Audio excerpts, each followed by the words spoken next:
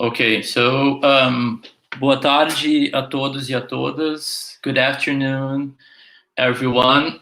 It is my great pleasure to welcome Professor Ian Walters to the University of Rio Grande do Sul in Porto Alegre, along with my colleagues, Professor Jorge Galindo from the University of Brasilia and Professor Michele Sanchez Badin from FGV Law School in São Paulo. Professor Walters is a prolific writer, and he is currently the Jean Monnet Chair ad personam in EU and Global Governance. He's a full professor of international law and international organizations at the Catholic University of Leuven. He's the founding director of the Leuven Center for Global Governance Studies at the Institute for International Law at the Catholic University of Leuven. He is the president of the International Policy Council at Leuven. He is the member of the Royal Academy of Belgium for Sciences and Arts, and he holds several visiting professorships, such as in Paris 2, Panthéon-Assas, Queen Mary University in London, Sciences Po, Louis University in Rome, College of Europe, and the World Trade Institute in Bern. He is also an adjunct professor at Columbia University in the United States and of counsel for Linklaters in Brussels. We're here to discuss one of Professor Walters' recent publication, International Law, a European Perspective, co-authored with Cédric Ringier, Tom Ruiz, Gert de Bar, and published by Hart Publisher in 2019. According to the authors, what differentiates the present book from the existing literature is that as an international law textbook, it devotes considerable attention to both EU and a broader European practice in public international law. This book arrives at a prime and a ripe moment in international law scholarship. For one, it engages with an emerging literature on comparative international law. And this literature challenges the universality of international law and argues that international law is a product of national agendas. States and actors with more bargaining power then will be able to have a greater contribution on the making on what will become universalized international law. Secondly, and bringing this discussion home to Brazil, Professor Walters' book invites us to reflect upon what constitutes one possible European account of international law, while it also helps us to conceptualize about our own Brazilian identity in international law. Then you might ask yourselves in Brazil if there is a Brazilian identity in international law. And that is the question that is being tackled by different research groups in Brazil at this moment, which justifies the invitation of my two highly esteemed colleagues. First, Professor Jorge Galindo, who is an associate professor of international law at the University of Brasilia and the legal advisor to Brazil's Ministry of Foreign Affairs. In addition, he's a member of the Inter-American Law Commission of the Organization of American States, and he currently leads a research project on the history of international law in Brazil, documenting how selected Brazilian canons have engaged with international law and how this engagement has shaped the way we think about the discipline until present days. Secondly, we have Professor Michele Raton Sanchez Badin, who is an associate professor at the School of Law of Fundação Getúlio Vargas in São Paulo, where she leads the Center for Global Law. Michele teaches and researches international law from a social legal dimension and is an expert in international economic law and policies.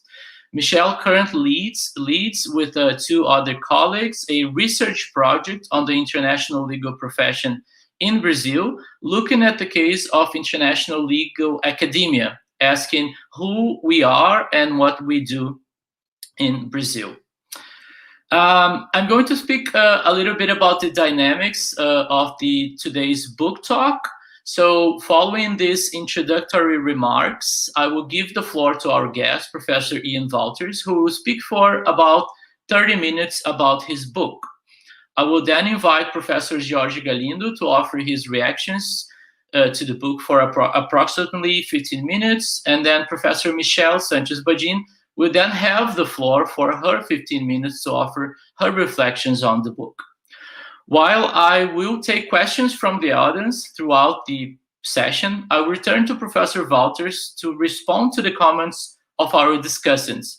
So please send your questions via YouTube chat. I'll be collecting them and passing them to our guests. Please allow me this opportunity to thank the Brazilian diplomat Henrique Schoer Moraes and an alumni of this law school for connecting Professor Walters to the University of Rio Grande do Sul. That we hope that this will be the start of a fruitful collaboration. And last but not least, let me thank my assistant, Julia Ospina, who is behind the scenes, managing the tech part of this meeting and making this conversation possible in the virtual space. So with no further ado, I give you Professor Ian Walters. Thank you, Professor.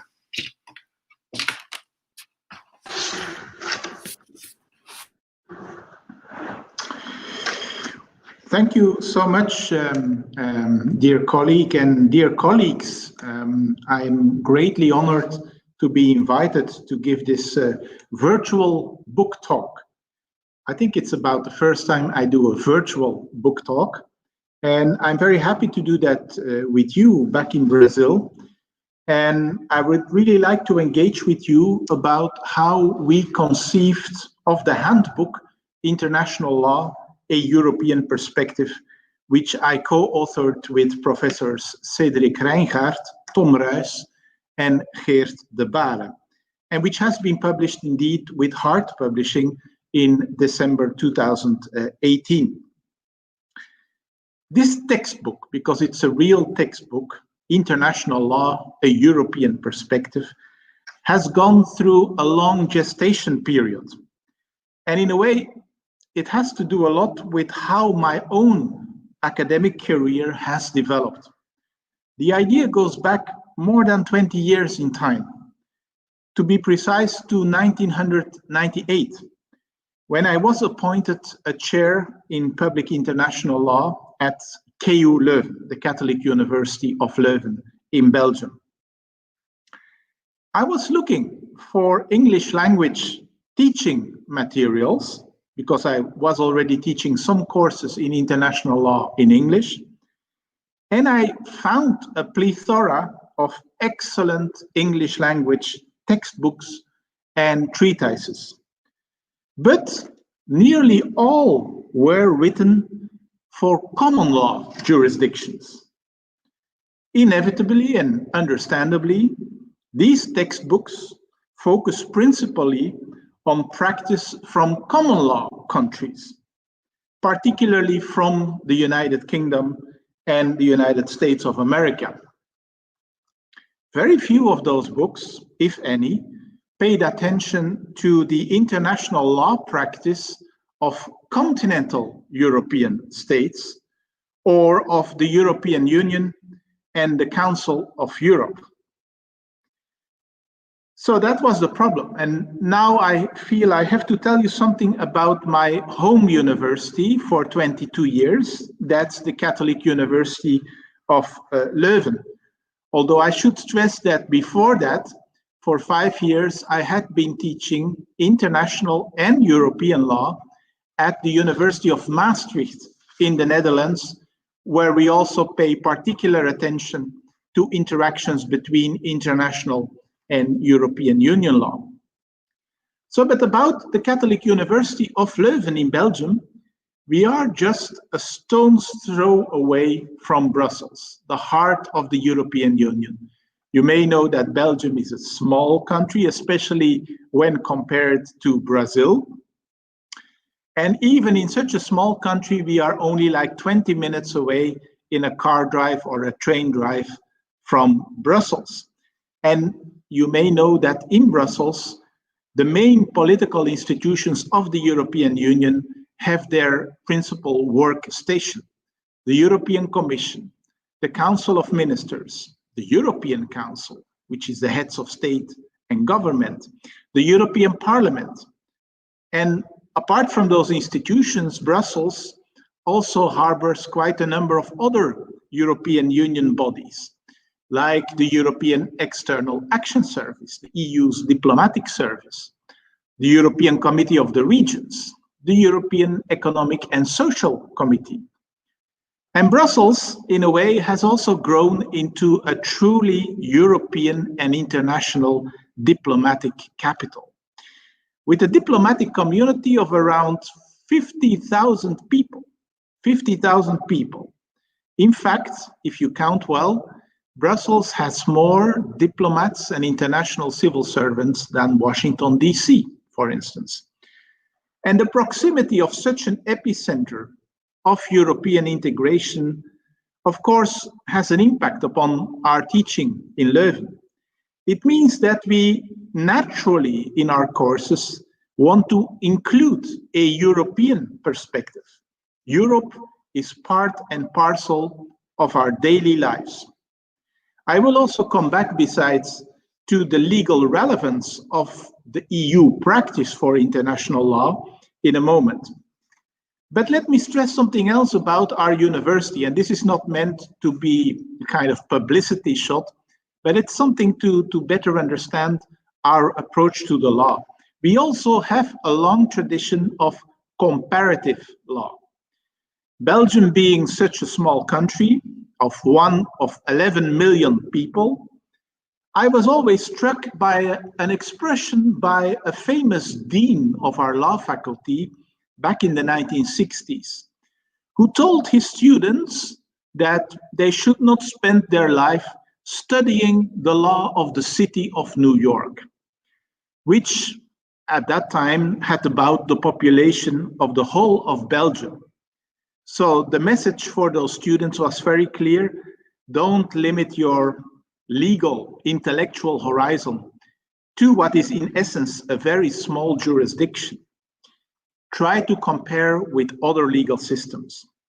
And indeed, the fact that we as a small country are surrounded by other larger countries, think of France, Germany, the United Kingdom, the Netherlands, with their own important legal systems, including both civil law and common law systems, and that we are, in a sense, at the crossroads of the Germanic and the Latin language and cultural spheres in Europe, all of that has given us a strong urge to study law and legal institutions from a comparative perspective.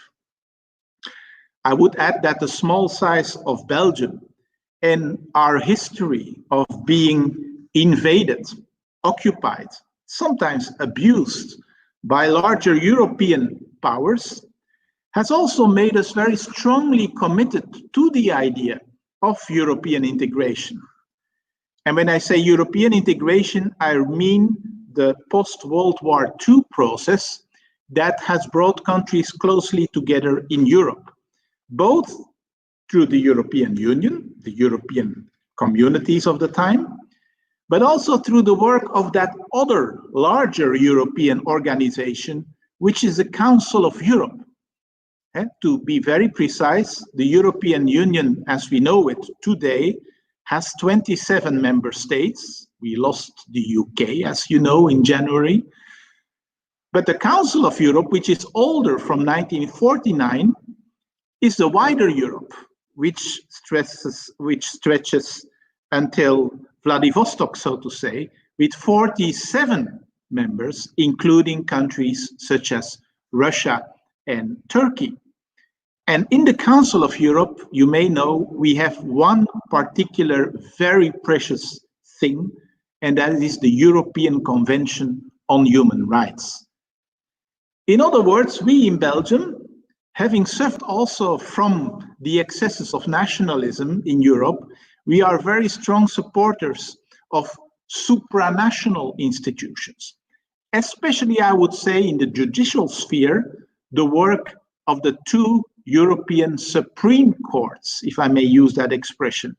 That is the European Court of Justice, the Court of Justice of the European Union in Luxembourg, and the European Court of Human Rights in Strasbourg, in France. And to this, and then I will stop about this contextual kind of information, one has to add another very important factor. Our legal systems in Europe, especially for the member states of the European Union, have increasingly become multi-layered. And that is in particular the case for Belgium again, because Belgium is nowadays a so-called federal state, some even say a confederal state, with lots of decentralization, and with our sub-states, Flanders and Wallonia, in essence, having themselves large treaty-making capacity in international law, something which I always am told is rather unique for sub-states in a federal state. But so if you were to start from the perspective of the citizen in the street in Belgium, you would have at least 6 layers of lawmaking. Municipality, the province, the communities and the regions, which is the name of the sub-states in Belgium, Belgian federal law, European Union law, and international law, which can be, say, Benelux, the organization bringing Belgium, Netherlands, and Luxembourg together, but it can also be, say, the Council of Europe, it can be the WTO, it can be the United Nations. So you see, lots of different layers of lawmaking, and that means that we really feel we should look at the interactions and mutual interactions between those legal spheres, which is also what we do in our textbook.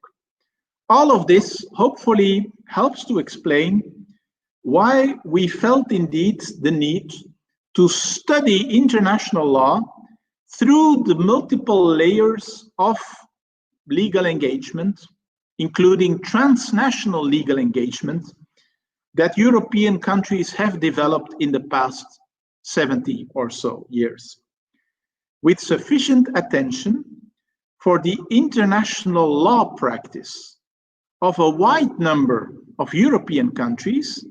And for those of you who want to take a look, the book indeed covers many, many European jurisdictions. In the first appendix, for instance, we have a long comparative list showing which of the 35 European countries we looked at, including Russia and Turkey, is a party to some of the main international law treaties. And it shows interesting kind of data about, let's say, the commonality of our participation in international treaties. For instance, all 27 EU member states are parties to all of the main United Nations human rights instruments.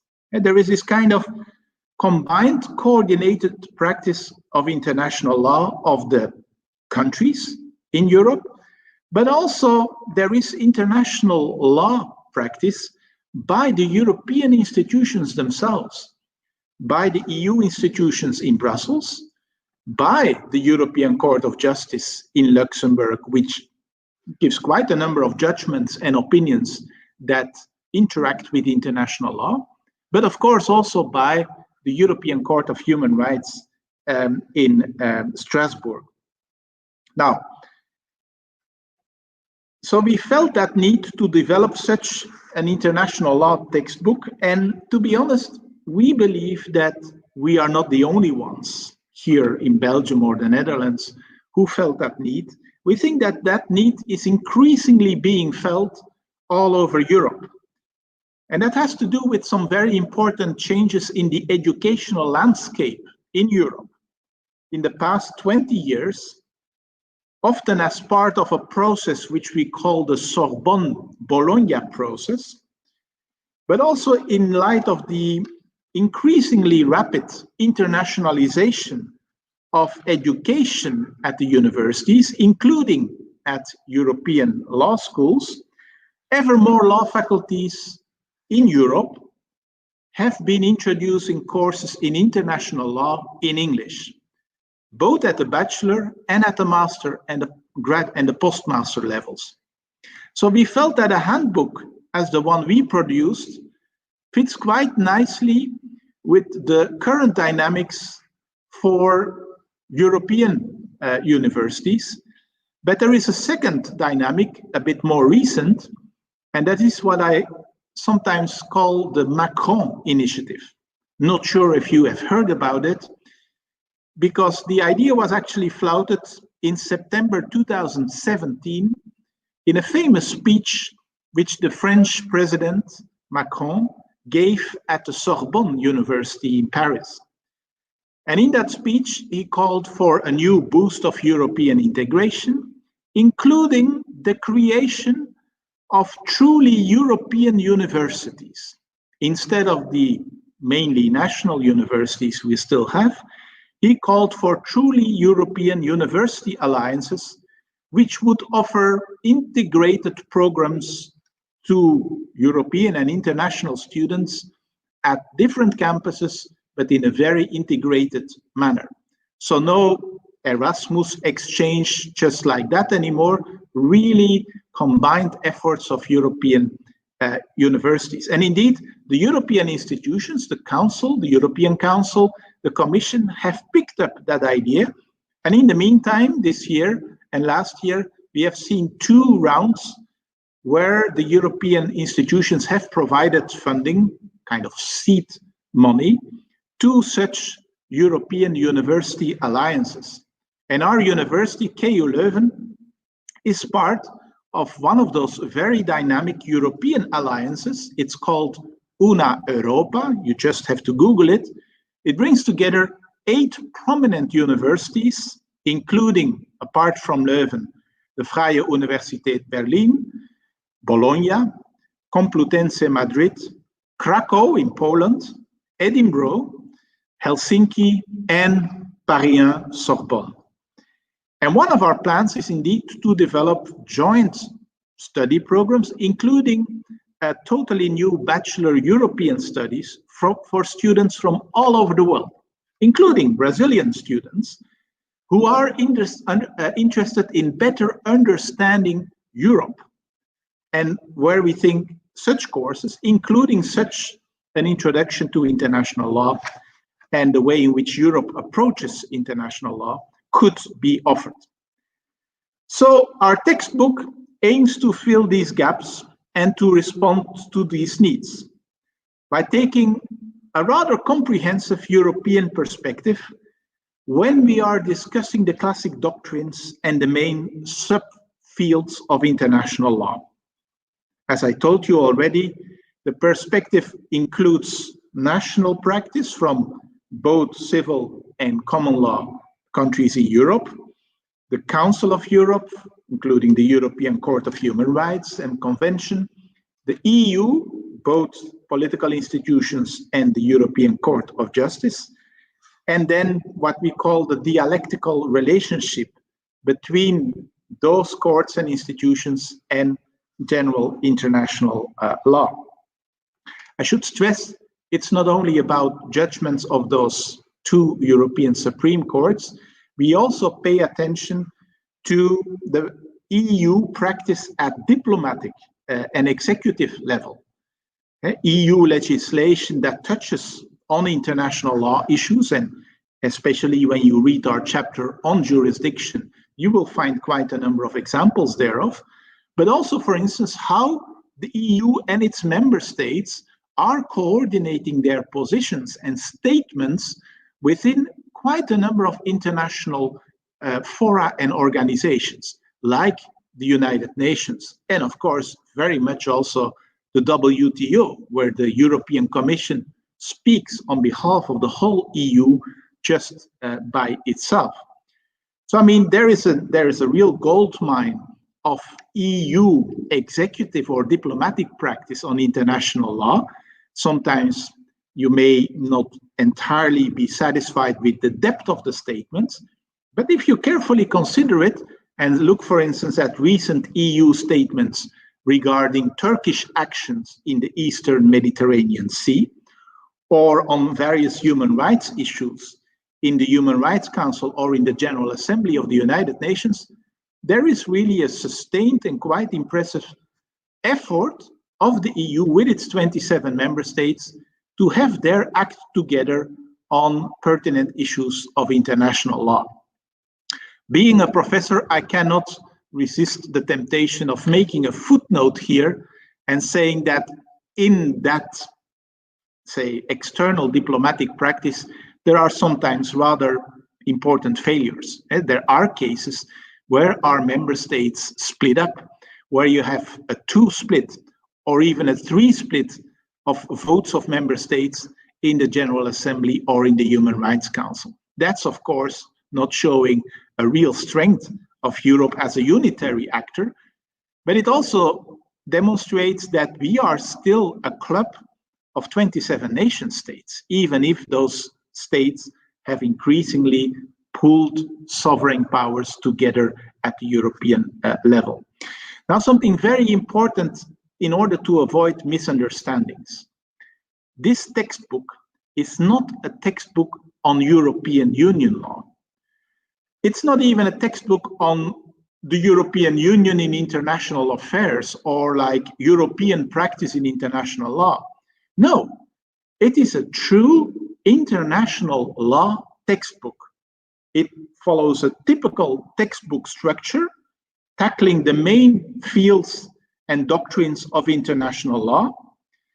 But what differentiates it from the existing literature is that as an international law textbook, it devotes considerable attention to both EU and broader European practice in public international law. Okay, I told you already that we have both references to practice of continental European civil law jurisdiction in international law, European common law practice. We wrote the book when the United Kingdom was still a full member state of the European Union. But I should also stress that we, at quite a number of places in the book, also discuss relevant non-European practice regarding international law.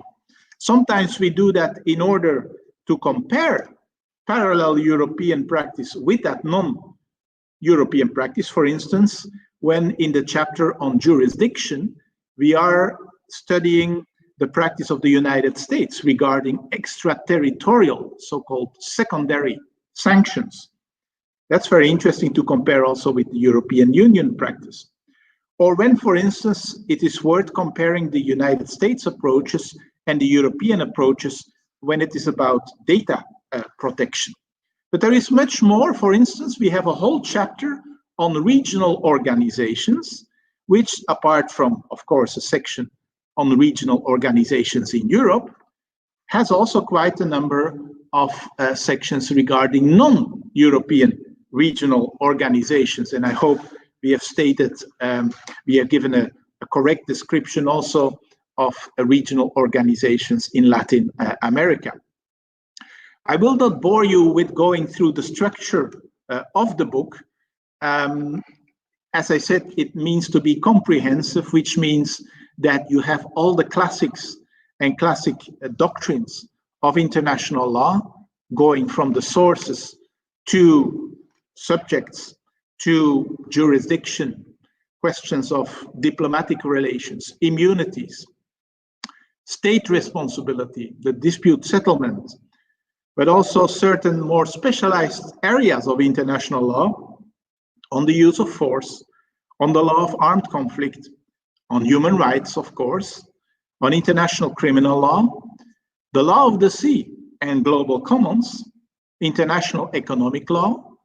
Again, a little footnote, but you know, this is an area where the EU has basically taken over from its member states, where the European Union has so-called exclusive powers to negotiate and conclude trade agreements, including recently the negotiations with Mercosur, right? And so the member states themselves don't have the power anymore to negotiate a trade deal with another country it's all in the hands of the European institutions, in particular the European Commission. We also have a chapter, last but not least, on environmental law. So, I mean, just to say, this is really almost a classical textbook in 20 chapters. Okay, I'm going to stop about all this self-promotion, but if you read through the chapter, you will indeed see how when we deal with international law rules, doctrines, and institutions, we always try to bring in also what European countries or the EU combined is trying to do. And for instance, when we discuss the work of the International Law Commission on the responsibility of international organizations, we also spent some attention to the EU practice and input to that work of the International Law Commission. And when we talk about human rights, well, of course, there is an enormous amount of regional European human rights law at the level of the Council of Europe and the European Convention of Human Rights. But please also keep in mind that the EU itself is increasingly a human rights actor, both internally within the EU and in its international relations. If you have an interest in that, I can recommend you 2 forthcoming books of us on the EU and human rights, which are about to be published with Oxford University Press. But we have also dealt with EU and European practice on a number of issues, such as the law of the sea, environmental law, the global commons, and so on and so forth. Now, maybe if I may, and the chair should interrupt me if I'm going too long over time, but there are still a few points I would like to make to you. First of all, I would also like to emphasize what our book does not do. And I hope I'm right to say that we are not putting forward a provincial European perspective on international law. What do I mean? We do not suggest a certain conception of the EU or of Europe more generally as the center of the world. We don't want to be Eurocentric in this book. We are not, in any event, building this book on a conception of, say, the European identity and some kind of negation of non-European otherness, to use an expression of Mari Koskeniemi in his great book, The Gentle Civilizer of Nations. We do not want to speak through Eurocentric language. We really try to critically engage with the role of Europe in international law, including from a historical perspective. There is also an historical chapter in the book. And when you read that chapter carefully, it will be shown that our book recognizes that history demonstrates that international law has been as Asian or African as it has been European, and that the first instruments and institutions of international law, which are identified today, probably originate outside Europe. At the same time, and to the extent that some of the central precepts of current international law have their origins in early modern European political thought and practice, the book recognizes that this fact may create tensions for any claims with respect to the universality of international law. So we try to be nuanced and not fall into the trap of a kind of arrogant form of Eurocentrism. I'm extremely interested in your feedback in this respect, because it may well be that whether we wanted to avoid it or not, we have fallen in that trap in your eyes. But then I would really like to engage with you and say, would you have done it differently if you would have written a book, a textbook, international law from a Brazilian perspective? How different would your approach have been? Again, and there is where I will finish, our book's prime value, we argue, lies in presenting European contemporary practice and doctrine of international law. And to be honest, try to find another textbook with all that information. Due to the dominance of English language scholarship, which again tends to focus on common law practice, tends to focus on the Anglo-American legal systems, the European, wider European and EU practice has received comparatively less attention. So in that sense, we try to fill a gap and we try to introduce the reader better in order to make her or him grasp the contemporary European quote-unquote approach to international law, which we hope may also in the end inform the debate and enrich the debate about the question of the universal or not so universal character of international law. So that's what we try to do, hoping to complement existing literature by providing a comprehensive European perspective that takes into account, next, of course, to the relevant practice from across the international legal order, European practice, including from the EU, the Council of Europe, and a great number of European states, including the United Kingdom, of course, but we don't want to take that practice as standard practice or as paradigmatic practice. Thank you very much. Thank you, Professor Wolters, for this tour de force around your book. It is, I'm assuming, it's hard to make a presentation of a textbook because it convenes different aspects of international law. But I thank you for being so rigorous with time. So using your 30 minutes. Your presentation also allowed for those who have not yet accessed your book to have a better idea in terms of which context you're writing about. And I like the expression that you use in the book, that you're exploring or approaching Europe as a laboratory for international law. And I think that's precisely the case. And I think we can all learn from that, even though we speak from a country outside of Europe. So I would like to invite our first discussant, Professor Jorge Galindo from the University of Brasilia, who will be our first discussant and provide and offer reactions to Professor Wolters and co-authors International Law, a European Perspective. Thank you, Professor Galindo, and the floor is yours. First of all, I'd like to say good afternoon or maybe good evening to everyone. It's really a pleasure to be here. I would like to thank Professor Fabio Morosini for the invitation. It's also a pleasure to be with Professor Michele Hatton, an old friend. And it's an honor to discuss a bit on this wonderful book by Professor Wolters and other authors as well.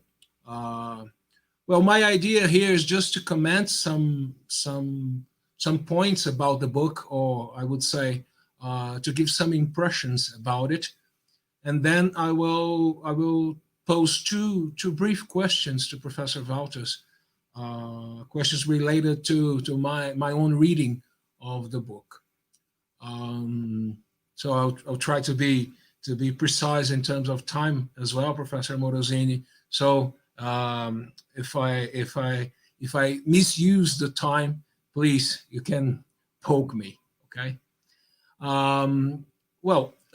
So as I said, first of all, I would like to give some impressions about the book. And I would like to divide my impressions on I would say on two levels. The first level is trying to analyze the book as a didactical tool, and the second level is try to analyze the book uh, through the lenses of a reflection of the role of Europe in past and present international law. So my first impression is related to the book as a didactical tool. Um, I think the fact that the book assumes European perspective is something really, really outstanding in terms of international legal scholarship. I know Professor Wouters emphasized that many times during his presentation, and I think this is a quite wonderful point about the book. Why? Because normally textbooks they assume, let's put this way, a neutral position on what regards their own visions about international law. So here we have quite an accomplishment because we have first transparency, and from a scientific point of view, transparency is something that fosters debates because of course your points are given, and then your rivals, I mean, they can disagree with you, but in any case they know what they will disagree about. So this is a very nice point about the book. It's transparency in terms of giving precisely to the reader the the point of view that is assumed by the authors.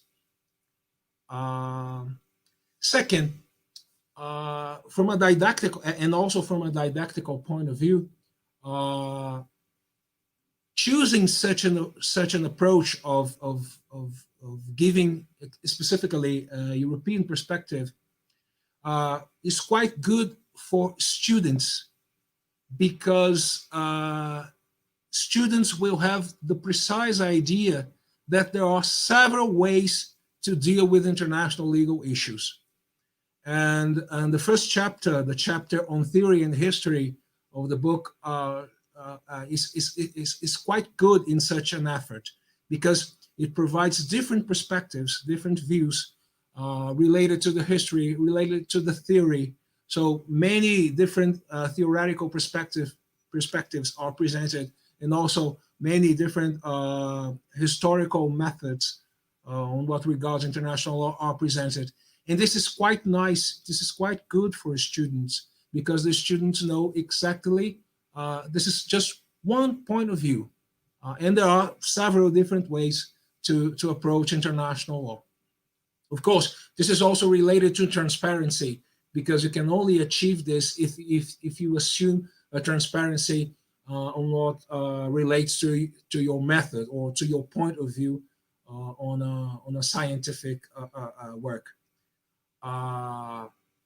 And because of that, because of transparency, and because the book gives students the possibility to see international law through several ways,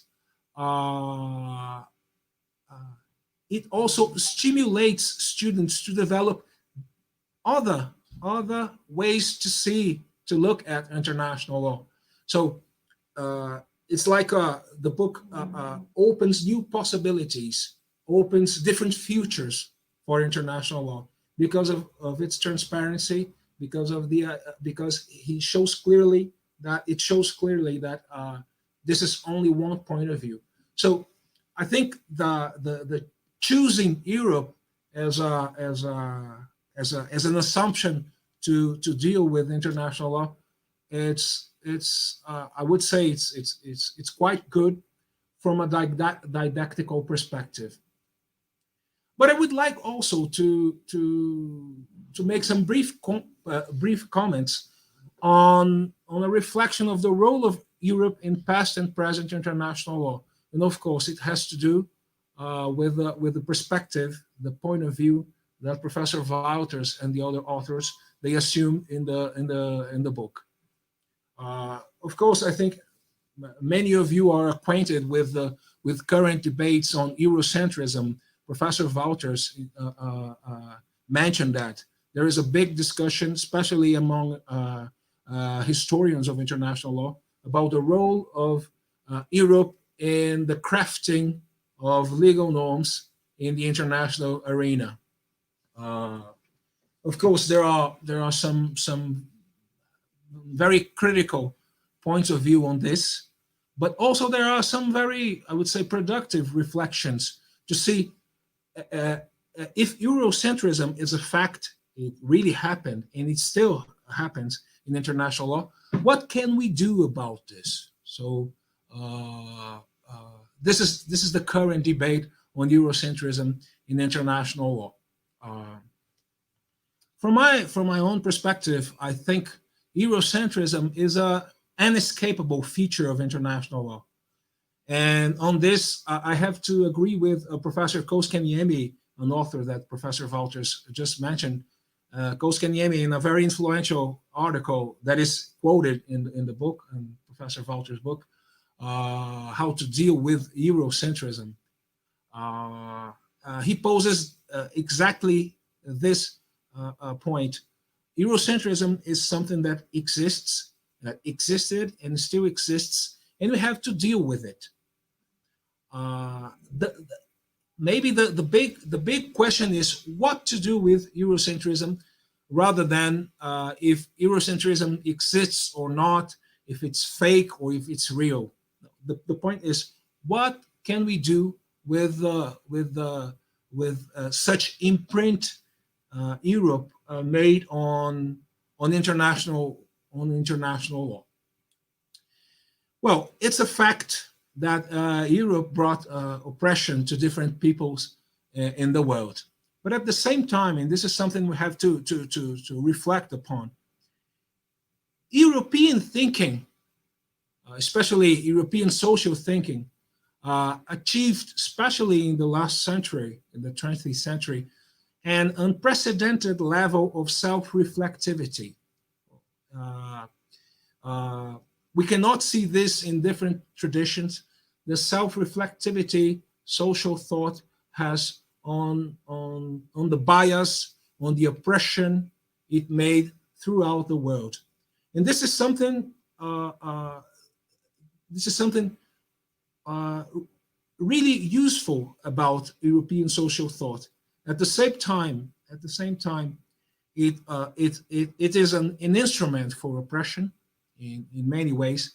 At the same time, it can reflect upon the premises that made different thinkers to corroborate or to support oppression through colonialism, for example. A reflection upon this, and this is quite an achievement in terms of what we can do, because we make mistakes, but at the same time, we have to know that those mistakes can be, in many ways, if not corrected, we can be aware of it and try in the future to be different.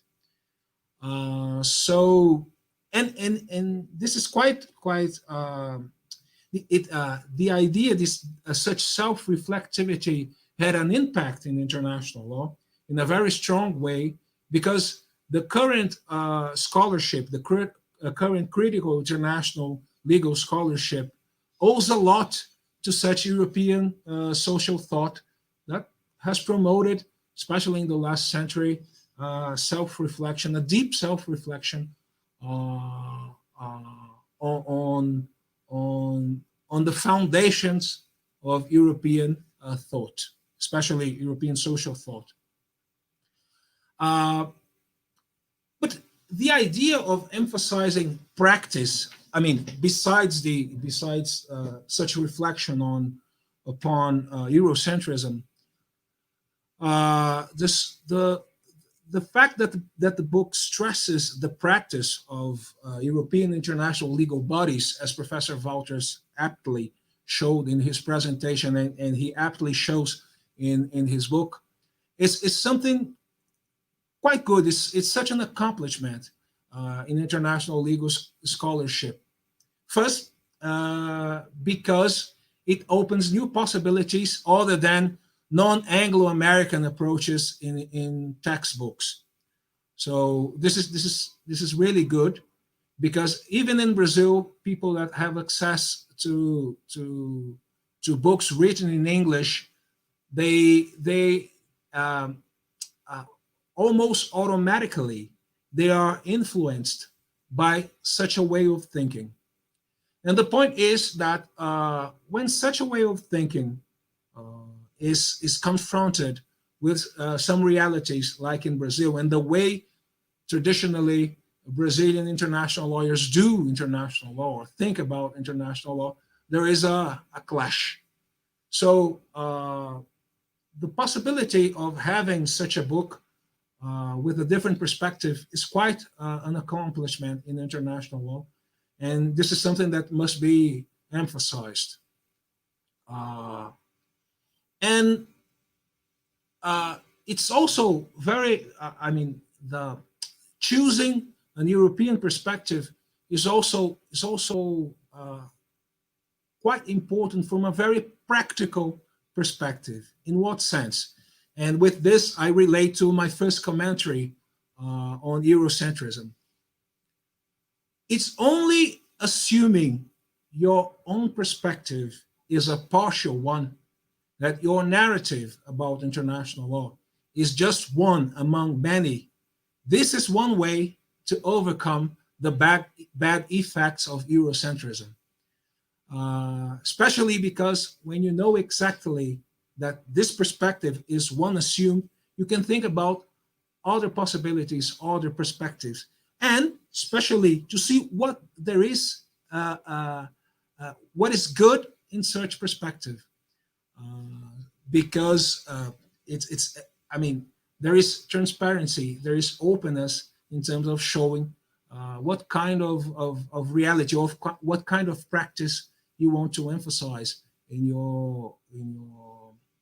your explanation about international law. Well, having said that, I would like to pose two questions to Professor Wolters. The first one is something related, if I'm not mistaken, to the last phrase of the introduction of the acknowledgements of the book. It's about the reflections of Brexit on European Union, and what I'm more interested in is such reflection in international law.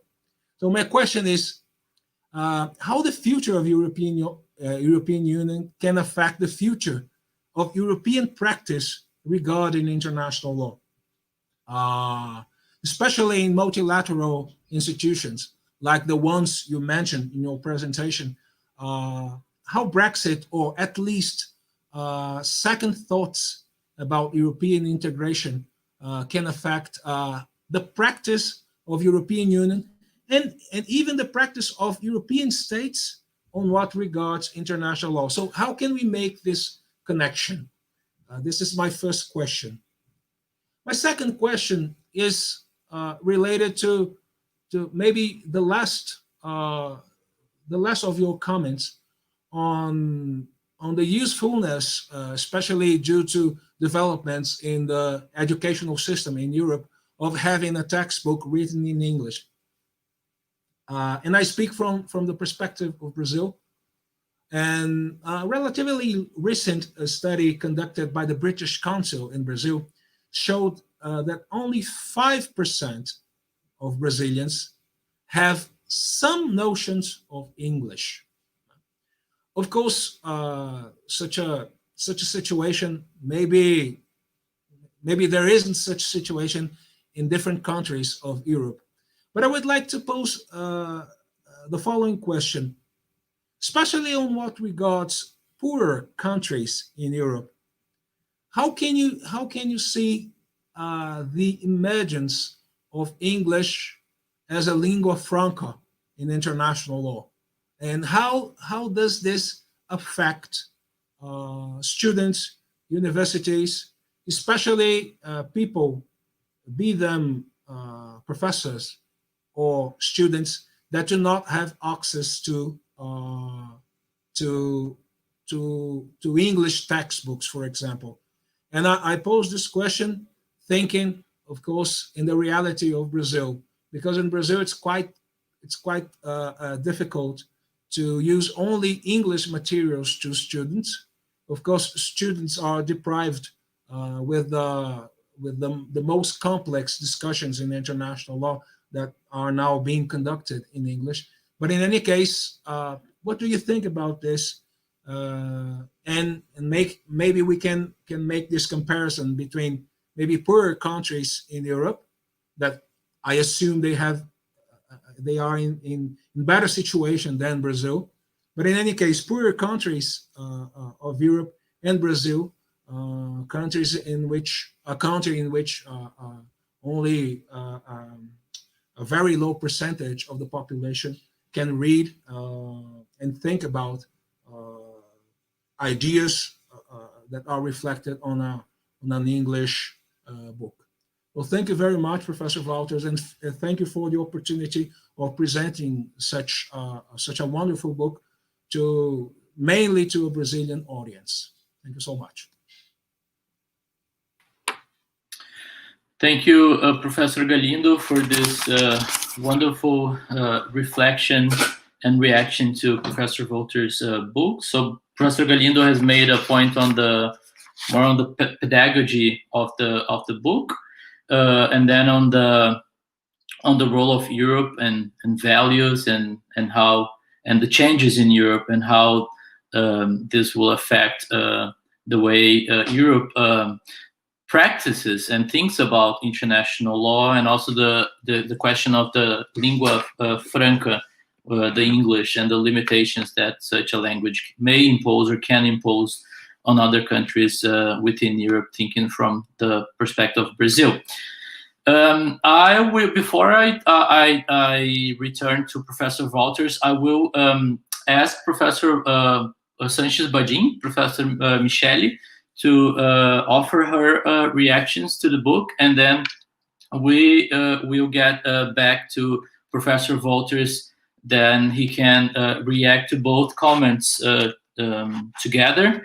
I should also acknowledge the presence of several of my colleagues in Brazilian universities. So Professor Aziz Saliba, who is the president of the International Law Association in Brazil, and also a professor of the Federal University of Minas Gerais, also from the University of Minas Gerais, Professor Lucas Lima, from the Federal University of Ceará, Professor Tarim Montalverne, and also from my home university, Professor Marta Olivar Jimenez.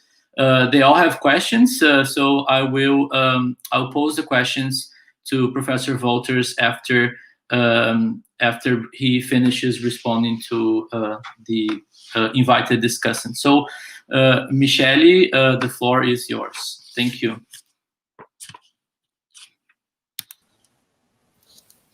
Thank you, Fabio. Good afternoon, good evening. It's a pleasure for me to join this Federal University of Rio Grande do Sul and the ILA Brazil meeting organized by Professor Morosini. Thank you, Fabio, for the invitation. Professor Walters, it's an honor to discuss your co-authored book with this Brazilian audience, and Professor Galindo, with whom I always learn. Professor Walters, before I elaborate my questions to you, I would like to congratulate you and your co-authors, Ringard and Ruiz and Baet, for your achievements with this work. I guess that this sort of encyclopedic work is outstanding at the current days, and certainly a wishful thinking for most law professors. Why would I recommend this book? The clarity of the audience and the critical approach, and not at all provincial, as stressed by Professor Walters, to the European perspective, especially as drawn in Chapter 1, that is about the foundations, the history, and the theory of international law.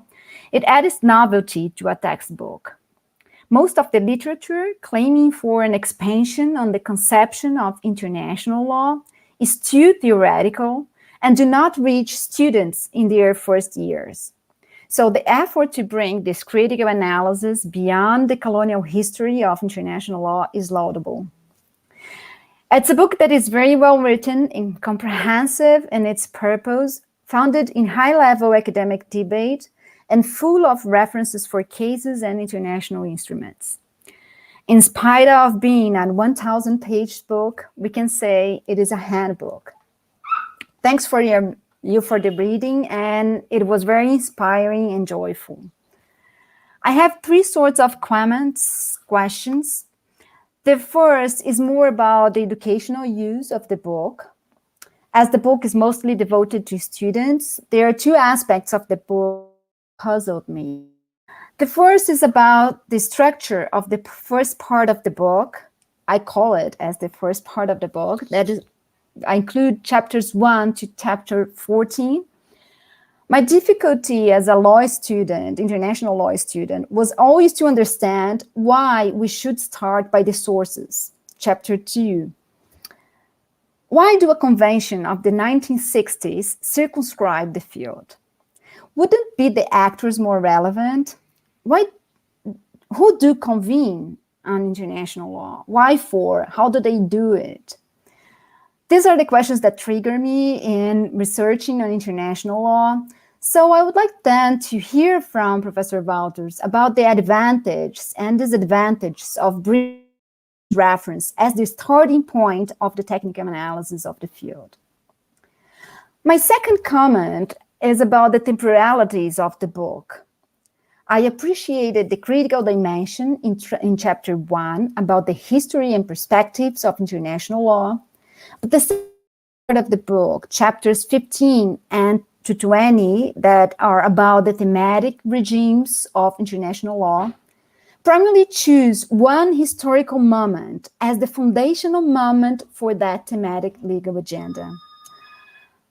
My question is, why that limitation of temporality would be needed for those chapters? What do you need to stand for a moment inaugurating the study of international environmental law, of international economic law, if we ever had deals around international relations dealing with those issues? Wouldn't that confuse and limit students' perspective about that system?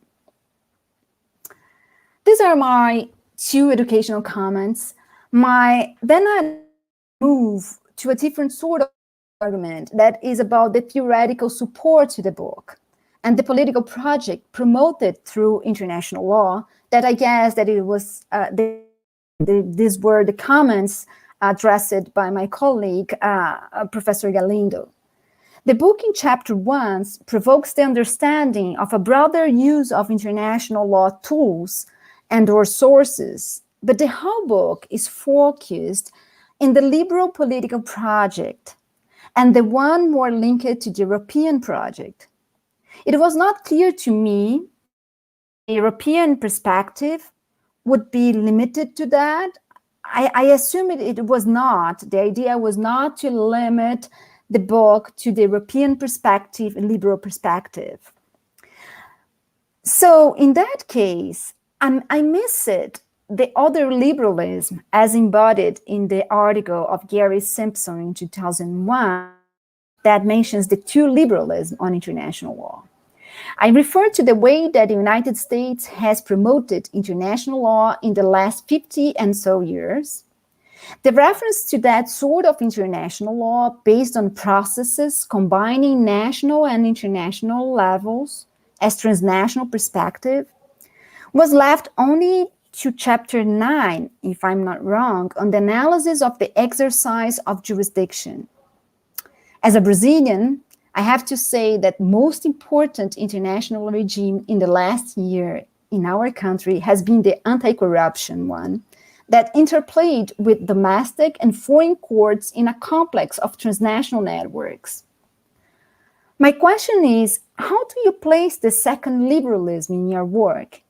In this book, what is the European perspective in this way of only to deal with the struggles of national and international courts, but also have the play of national legislation and national courts dealing with processes of cooperation, but also of conflict of laws? Then my final question is a different sort of question that is a more genuine, practical question as a colleague. It concerns your choice about the format of the book and its impact. As law professors, we are always thinking about the impact of our works and the reality. To the students, I suppose this would be taken as a reference reading for key topics. But is there any concern about the impact on practitioners? I mentioned that on the same turn as Professor Galindo, thinking about the reality in Brazil.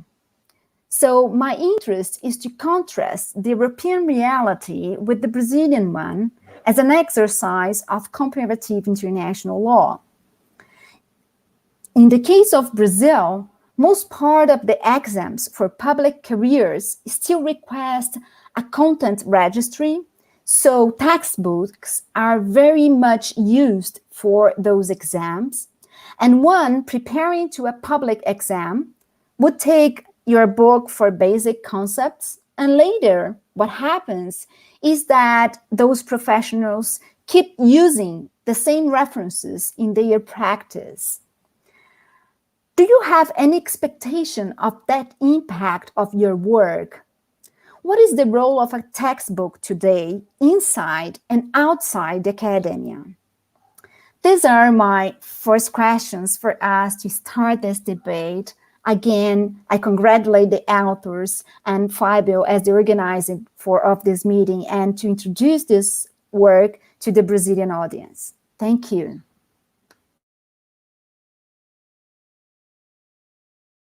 Michelle, for this very inspiring comments and reactions to Professor Wolter's book. As Professor Wolter's has been able to learn, your book has generated several reactions to us, especially on how we think about international law and what we can learn from your experiences and how we can transport these experiences to the Brazilian reality. So we share a lot of your ideas here.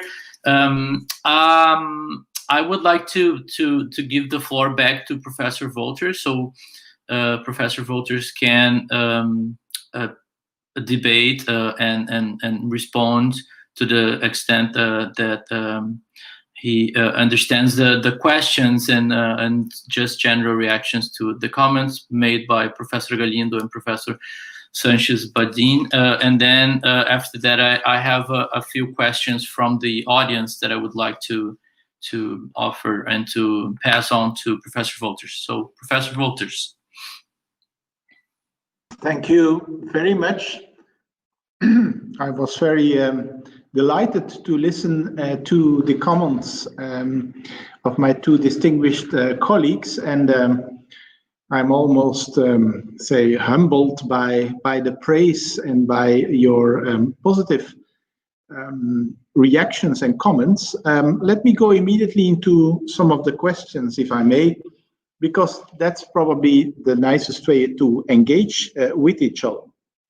First of all, the question of Professor Galindo regarding Brexit. It's an issue I've been working on in the past couple of years, and including recently, I wrote an article, a chapter for a book that is about to look at the implications of Brexit for the European Union in the particular context of the United Nations Security Council. So you could say it's a bit of a pars pro toto. It's a bit like a part of the wider question you asked me, namely, what is going to be the impact of Brexit on the future practice of the European Union and its member states, in particular in multilateral institutions. Because indeed, let's face it, we have lost, it's not we are going to lose, we have lost one of our most prominent member states. I continue to think personally that this is a deep tragedy. I have always regretted it profoundly. And in one or the other way, I still hope and pray that at some stage the United Kingdom may come back. We don't know when, we don't know if, where, and so on, but I silently hope it. In any event, we have a great loss to deplore, because also, I mean, it's very obvious, the United Kingdom is not just the second economy of the was the second economy of the European Union. It's one of the permanent members of the Security Council, and that is very important. In fact, you could say that the EU had 2 permanent members in the Security Council. It's not a right way of putting it, of course, because those countries are sitting in their own right in the Security Council, but still, there are EU mechanisms for trying to concert, and I would not really say coordinate, but at least bring together and inform each other on issues on the table of the Security Council. And I think indeed the loss of the United Kingdom, including in the Security Council and in the UN as a larger organizational forum in which this permanent membership is still a matter of great prestige. Countries usually listen to the permanent members of the Security Council, that is a loss. Also, in terms of military and security significance, we know it's a nuclear country. It has actually, together with France, the largest, military capacities in Europe, and so on and so forth. So, and then the UK, to be very honest, was also the largest development donor from European countries. So, I mean, there are many different perspectives, and if you put them all together, it's not just a big loss as such, but also in terms of influence chain and chain for networks, including diplomatic networks. Think alone of the Commonwealth countries with all the linkages between the UK and those other countries. Well, it's a great loss that reduces our network and influence, for which we will have to make good. I, of course, hope that there will still be an agreement reached between the United Kingdom and the current EU about the future relationship, including on working together through multilateral organizations. The experts among you may note that there is already something of that kind in the form of the so-called political declaration. And there is a political declaration added to the so-called withdrawal agreement that had been ratified, and that is in force since the end of January, the separation agreement between the UK and the European Union. Next to that, you have a political declaration. You shouldn't call it a treaty, and we are with international lawyers here. It's not a binding treaty text, but it already indicates a number of things, including the intention, where possible, to work together and say, in a way, promoting the same values of the UK and the EU through multilateral institutions, including in the United Nations. But if you read that political declaration carefully, you will also note that it's basically referring to 2 separate foreign policies of 2 separate sovereign actors.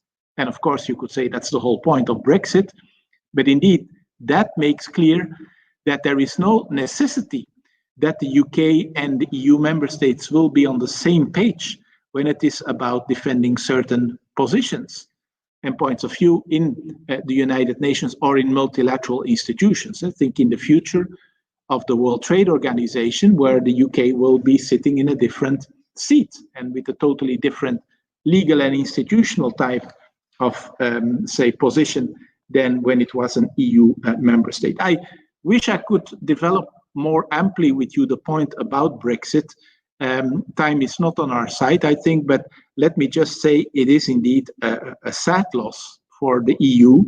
I think it's also a wrong thing for the United Kingdom. And let's put it this way, more globally, I think it doesn't come at the right moment for the world either. You could disagree about that again with lots of, reflections on Eurocentrism and so on. But I think it is a tragic thing, and it will take us a lot of efforts to overcome. On the positive side, I hope, but that is also purely speculative hope, that there will be a new if you wish, urge and a new kind of drive towards deeper integration within the current European Union of 27 countries, but we will have to see. It's become very quickly clear that also the 27 current member states in many respects still have their divisions. If you have looked a little bit at the way we reacted to COVID-19, at the way in which it was very, very difficult to reach a compromise on the new multi-annual financial framework of the European Union, and so on and so forth. But I should stress, we managed to come up with, say, solutions in the end, but sometimes it's at a great, great diplomatic cost. Then your very relevant point about, let's say, what will you do with an English textbook in a world and also in the European Union, where English may become de facto the most commonly spoken language. That's one of the paradoxes of Brexit again. The country where English was really the sole official language disappears. There has even been a little moment where there was a discussion at the level of EU institutions, shall we continue to use English as an official language among the 24 official languages of the EU? Fortunately, the decision has immediately been taken. Yes, we will continue to do that, because can you imagine that you would have to run through European Union legislation and treaties in only French, German, Spanish, Portuguese, and so on and so forth. So I think English is very important. And to be honest, I suppose that for young people, especially students, English in most European countries is the most accessible language. I don't dare to make scientific arguments about that, but even in quite a number of countries in Southern Europe, the Latin part of Europe, even in countries with a dominant language, and with dominant I mean a world language like Spanish, like Portuguese, like French, you see actually among the younger generations a rather important mastery of English, and also a rather important eagerness to develop their English and to also develop their English speaking and legal analytical skills. And for that, I think, again, this type of English spoken handbook is, I think, useful. This being said, I'm the very first in favor of linguistic diversity. And if we had the resources or interest from publishers, I think it would be great to also have this book translated in quite a number of other languages, including the Portuguese. I would be the very first one to upload that. It's definitely not my plan to come up with legal imperialism. If you know Belgium a little bit, you will know that we have, especially in the part of the country, Flanders, that I'm from, we have struggled a long time in order to have a recognition for our own language, the Dutch. Okay, I come to the other questions from our colleague, which are very pertinent as well. I start with a question about the structure of the book. As I told you, it's a very classical structure. And in a way, you will find that structure in most handbooks of international law. You will ask the question, why do you start with treaty law and you start with the boring Vienna Convention of 1969 on the law of treaties? And why do you not first start with the actors? Because then it's really interesting. You can talk about states and non-state actors and international organizations. Well, that's very true, and it's a choice. And I would definitely be in favor of changing it also when I'm teaching a course, not necessarily starting with the sources. But you know, it's pretty fundamental to tell your students first what is a treaty, because we are studying the law and we are going to look at legal texts. I always want my students to really use primary sources, therefore go to the text of treaties and case law and so on international law.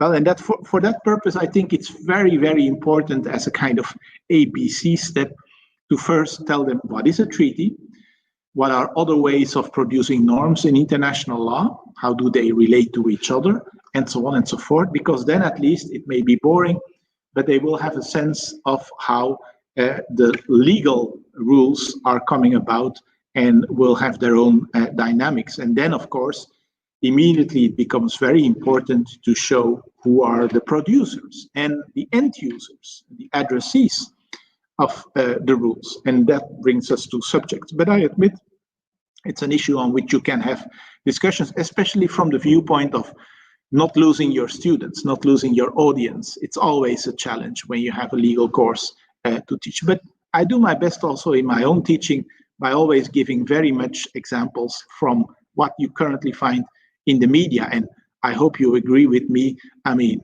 there is nothing more, let's say, current in media than on most of the pages of the newspapers. You find issues about international law nowadays, whether you like it or not.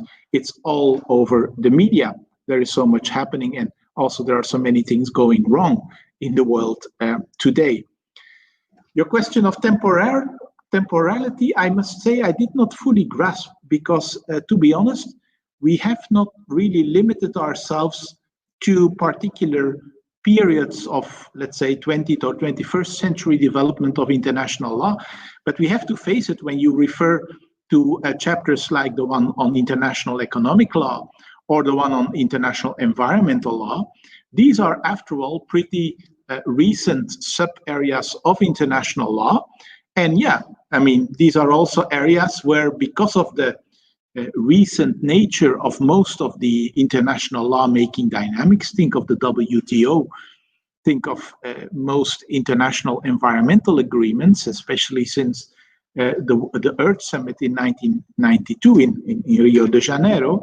Well, I must say that, of course, is very interesting also from the European perspective, because we know that in those more recent fields, especially in the socio-economic sphere, the EU really has and continues to make a rather substantial contribution. So there, indeed, we think there is a good reason also to look at that. But to be very honest, I think we look at international law in the various subfields as it came about, from the origins of the law of outer space, the law of the sea, the law of the global commons, and so on and so forth. It's not that we would artificially start somewhere only where the EU steps in. No, we really try to say, approach it as it should be approached, with attention for the origins and the genesis of those different subfields of international law.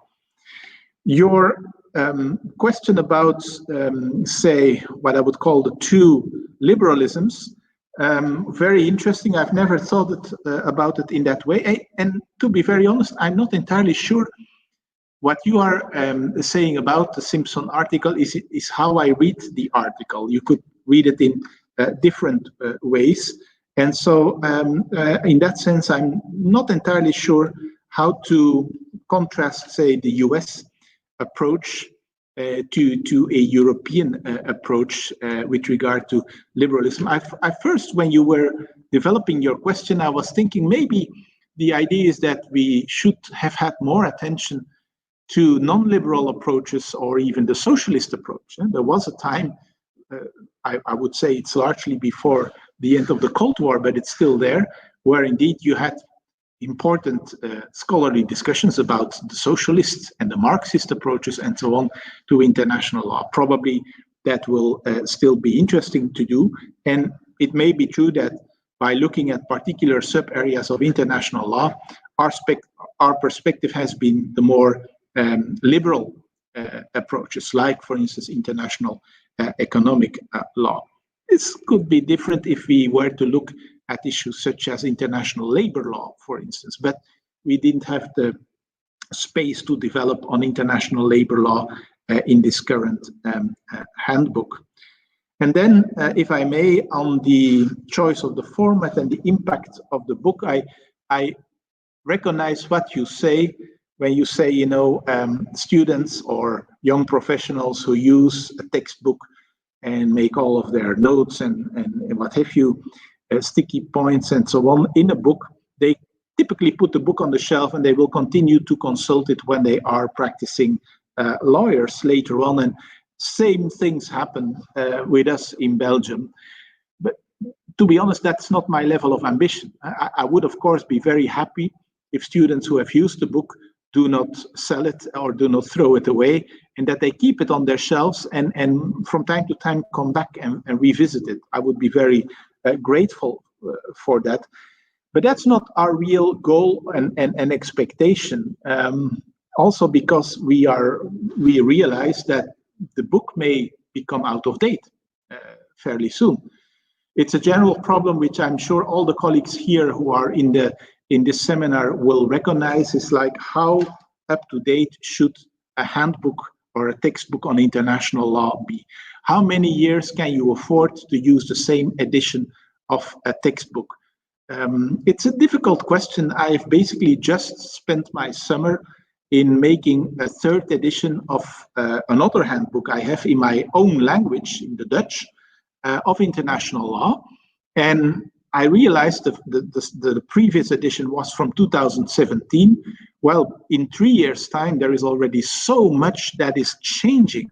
And it has to do with Brexit. It has to do with new developments.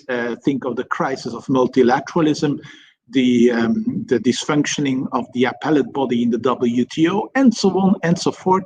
So things are moving pretty fast. And it begs a rather philosophical question also for us in our teaching, but also in the writing of our books for our students. How much will we focus on those interesting but very quickly evolving practical developments? Or to what extent should we really focus on the very fundamentals, things which will be with us for quite a while, like, say, the law of treaties, or like important principles of jurisdiction, state responsibility, and so on and so forth. It's a big question. I confess we have tried to be indeed encyclopedic in our textbook, and that is actually because, of course, it is meant as a book for students.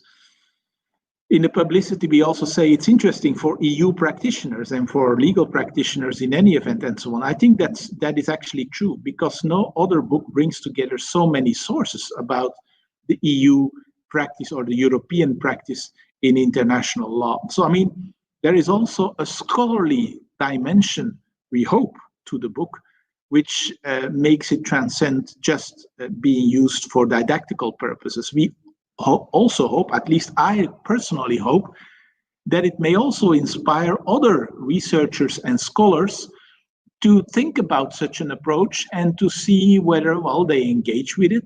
They think there is potential.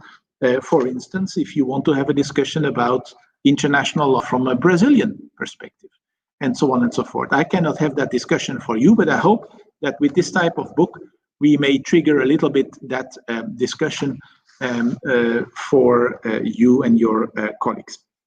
I've spoken too long, my apologies. I'm going to end here, and I will be happy to take any other questions that our chair will throw in my direction. Thank you.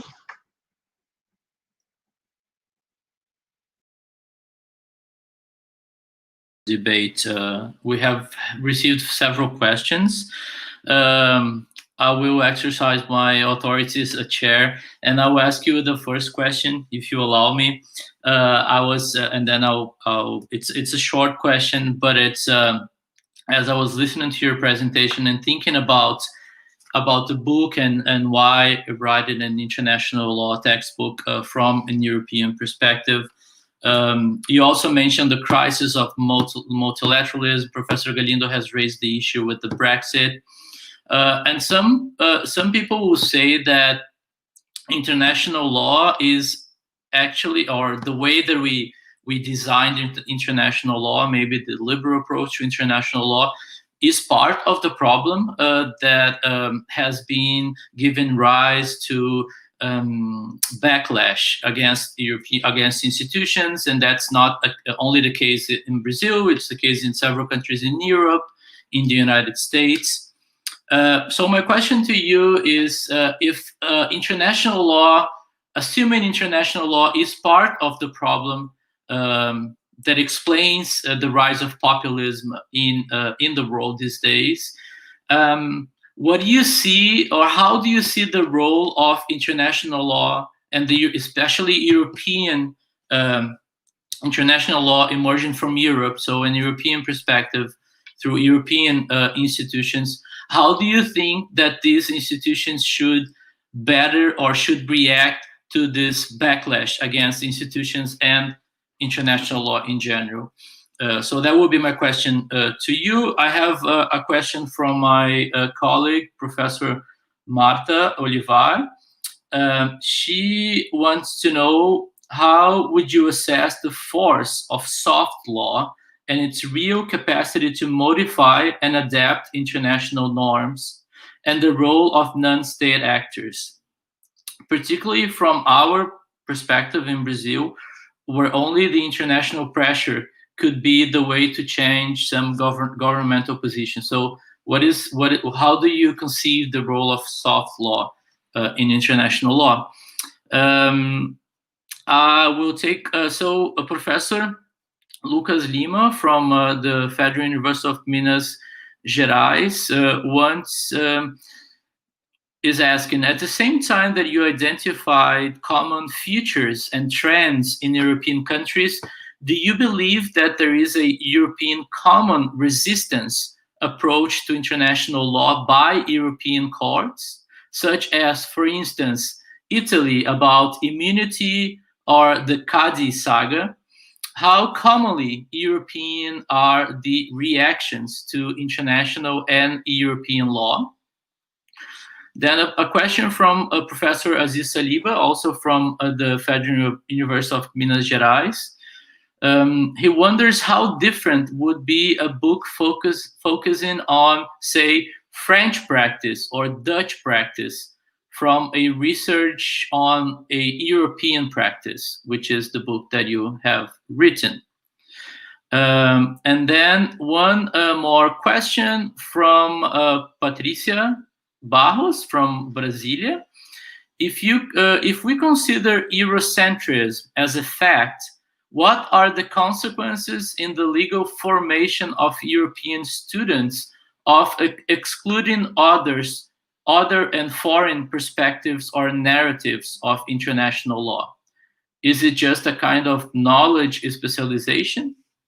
So I turn the floor back to you, Professor Wolters, for your reactions to these questions before we wrap up. Thank you. Thank you so much for these very valuable questions. I'm grateful to the colleagues for taking time to listen to me and to engage with me. And I really wish we could do this in a much more intensive and deeper way. And if possible, once upon a time also by me visiting the country. It's really a great country, and I have a very strong interest in working together with colleagues from Brazil. The first question, crisis of multilateralism, and in a way, the question to what extent international law is part of the problem. How do I think that European institutions should behave in an international environment? I'm translating the question a little bit for myself. That is characterized by the rise of populism. First of all, I should stress that populism is on the rise in many, many places, including in the European Union and in Europe itself. We don't have the time to dwell on the definition of populism, but it's on the rise everywhere. It can be in North America, in South America, it can be in India, it can be in Australia, and it's definitely also on the rise in quite a number of European countries. In a certain way, populism has, always been closely connected to popular democracy. The question is just to what extent are populistic politicians and or movements or parties, to what extent are they willing to engage with the current order, call it a liberal or pluralistic order, whatever you want to call it. But the question is to what extent are populist politicians and movements willing to engage, or are they really trying to totally transform and to come towards another system with totally different features. We cannot again elaborate much of that, but I think, first of all, to say that international law and the structural features of international law are part of the problem and can explain the backlash against it, I would really take issue with that. I don't think, I mean, there are many imperfections with international law, and there are many things in the system that don't work well, both in the life of global and regional institutions, both in, let's say, the functioning of all kinds of treaties and international regimes. Many things are not working well, but should we blame international law for that? Is it not very often that the problem is lack of implementation, lack of good faith execution, lack of proper enforcement of international rights and obligations? That's, of course, a structural feature, but that is, of course, totally in the hands, especially of the states, the community of states that is still under the Westphalian concept of international law with us, and that has the actual supreme sovereign powers to say yes or to say no. And even if they have said yes, like in a couple of cases in the past of the United States, a new president may start saying no and may pull out, may withdraw from treaties, from certain international organizations. So what should European institutions do about that? I hope that they will have the courage and in a way also the spirit and the creativity of really engaging with those tendencies, of trying to explain also to such politicians and to such interlocutors that there are certain common problems which we have to handle properly through international mechanisms of cooperation on this planet, and that it is in our mutual interest to do so. And that disengaging, in a way, is not going to help you in the long run. It's not sustainable. And that also there will be a price to be paid. Now, this sounds already in the sense of kind of penalty and threat and so on and so forth. But to be very honest, if you want to have an impact in international relations, well, you sometimes have to indeed use a carrot or a stick. And I mean, I must say personally, I'm not sure what the perception is in Brazil, but the very idea that,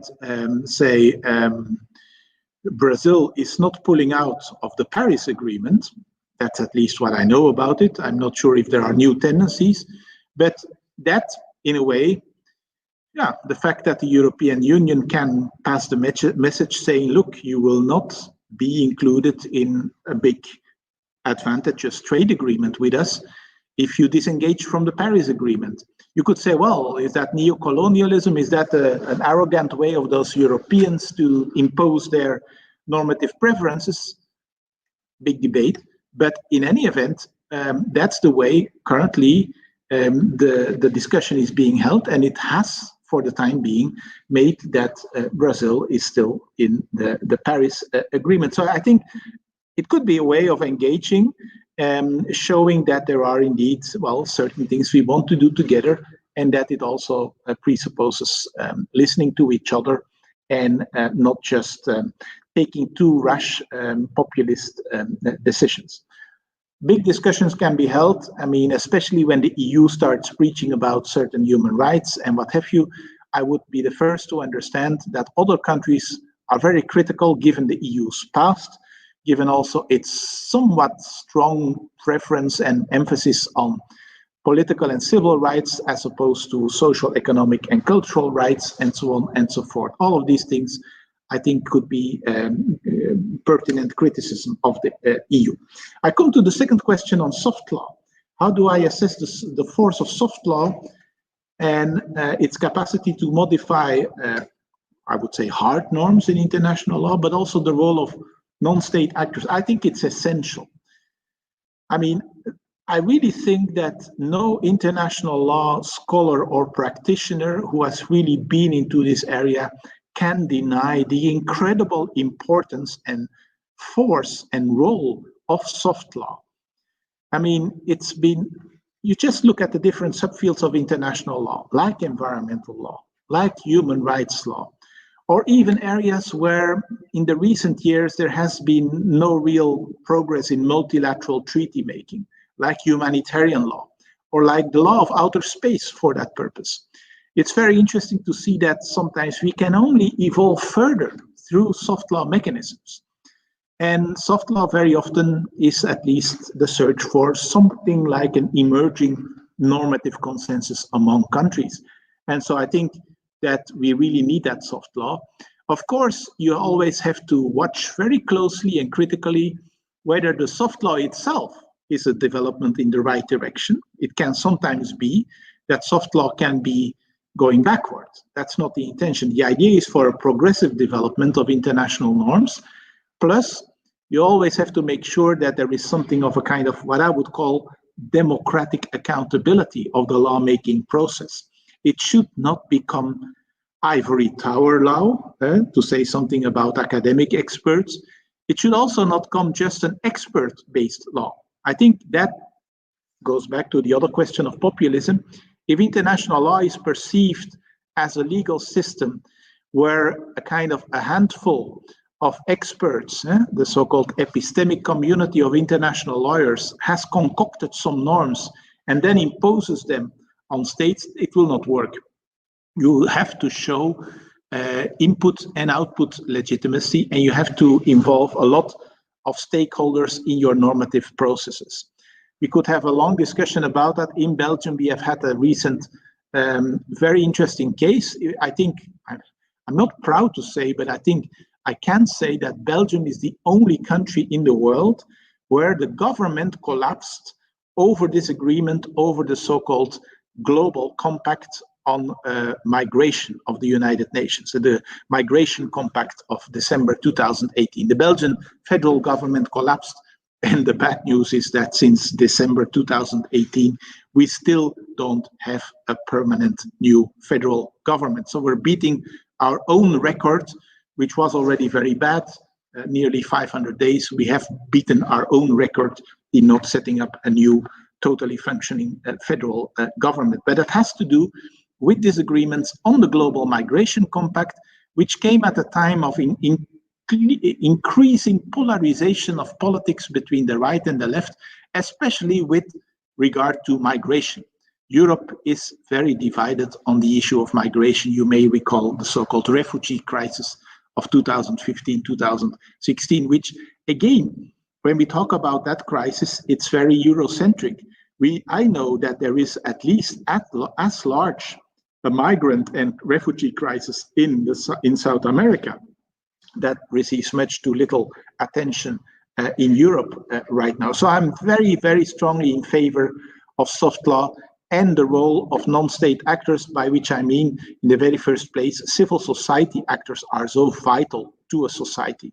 And if you see the contribution they're making on a daily basis to the further elaboration, but also the implementation, the universalization of multilateral treaties, and so on and so forth, I think it's extremely vital. And for me, the most worrying kind of orange or red light for a particular country is when you see that a government is basically fighting civil society and is making life difficult for NGOs and is basically shrinking the space for civil society. That, for me, is one of the very first worrying things that shows the country is not evolving in the right direction.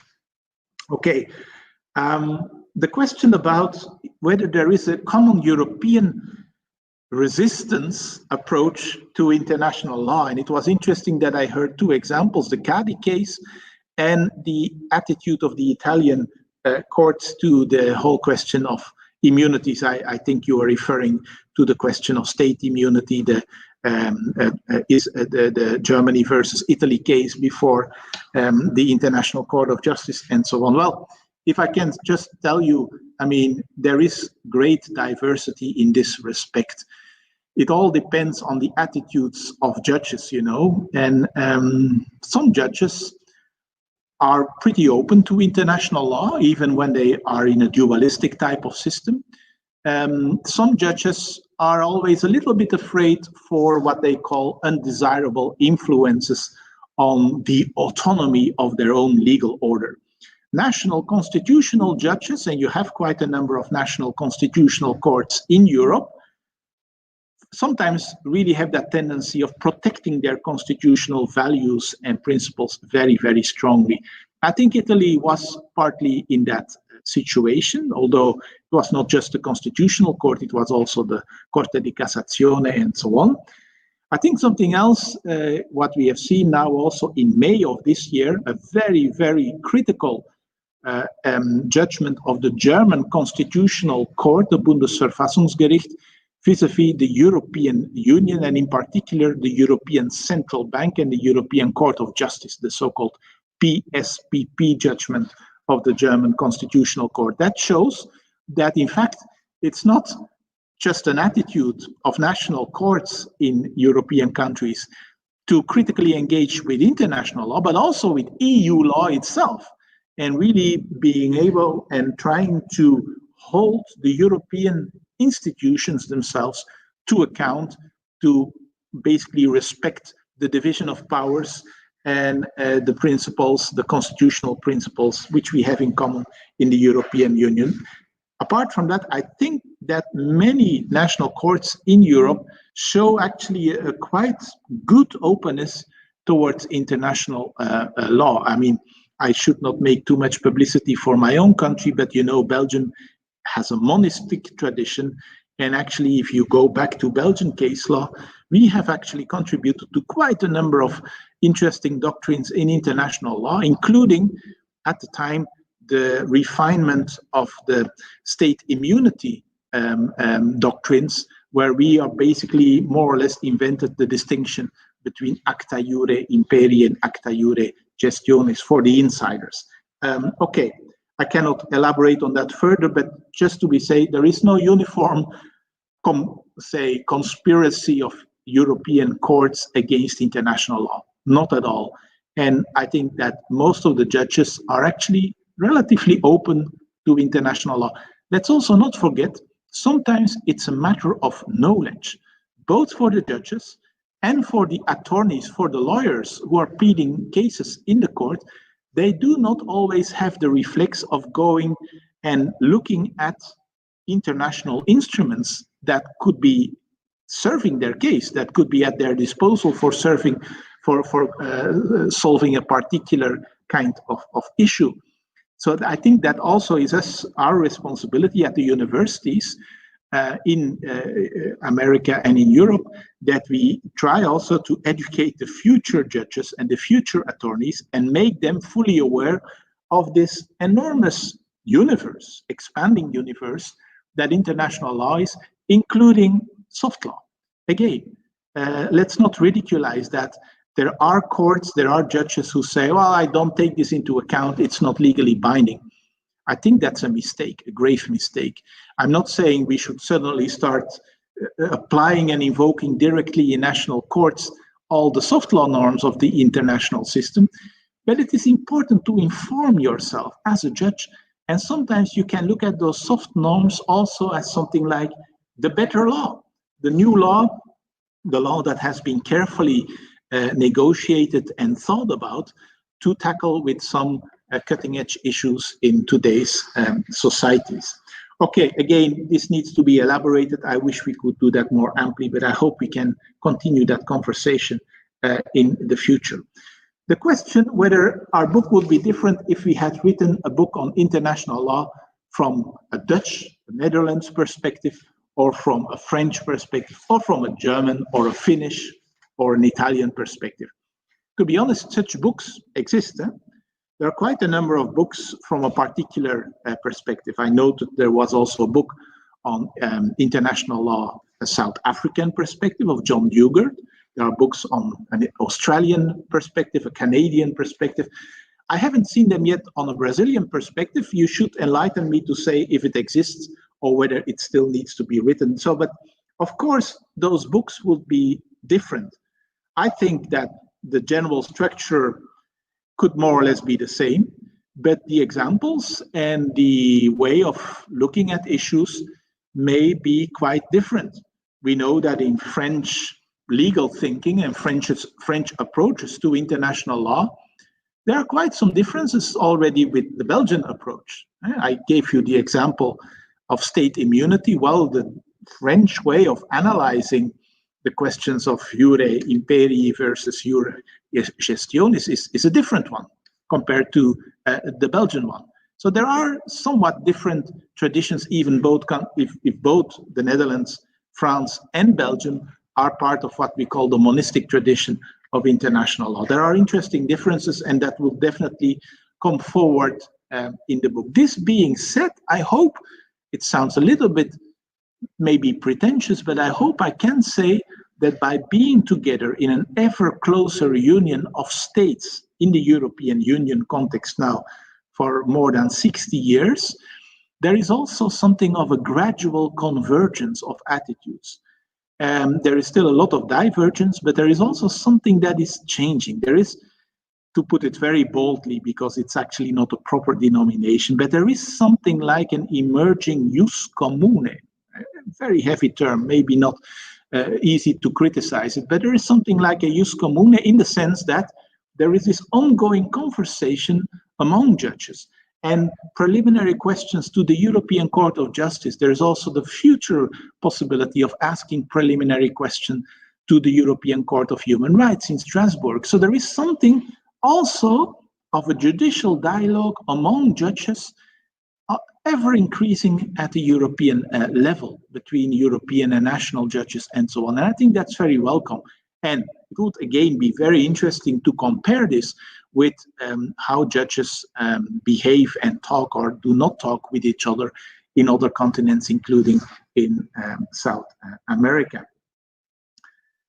Okay, the last question, I have to be very quick because I may not have a proper answer to it. What will be the consequences of excluding other narratives in our handbook for our students? Well, to be honest, we have tried to bring in some of the other narratives, especially in that first chapter, and I received some comments and congratulations from our two first speakers for that. So I humbly am inclined to say we try to be open for other narratives. But it's true that, you know, there are nowadays so many different approaches possible to international law. Think of feminist approaches, think of global South approaches. I mentioned already the Marxist approaches and so on. It's nearly impossible to bring them all together in one handbook. And to be very, very honest, as Professor Galindo said, I mean, we really paid attention to the practice of international law. We don't mean to make here a major theoretical contribution on international theoretical scholarship. What really matters for us, and that's why it is an international law textbook and not an international legal theory textbook, what really mattered for us was showing there is practice and trying to see how is that practice going, trying to disclose that to the world, how rich and also diverse the practice on international law in Europe actually is. Thank you very much. Okay, so thank you so much, Professor Wolters. We are approaching unfortunately, the end of our session. We try to be strict about timing, and we know that you might have other commitments. So with that being said, I would like to thank you so much for having been with us this afternoon, for sharing your knowledge and for sharing the book with us, to be able to discuss with the Brazilian audience. I would like to thank my colleagues, Michele, Badin, and Jorge Galindo for wonderful discussions. We, as Professor Wolters said, we have homework to do on a Brazilian perspective of international law, and that might be the subject of our future conversation. So, Professor Wolters, this is a great book. I think the amount of conversation and reactions only goes on to showing that. I think everyone should really read the book. And I hope, Professor Walters, that we can meet soon. Next time, maybe in Brazil after the pandemic is over. But I'm glad that we were able to have this conversation today through this virtual forum. So thank you, thank you everyone for being with us, the audience, and you all stay healthy and see you next time. Goodbye.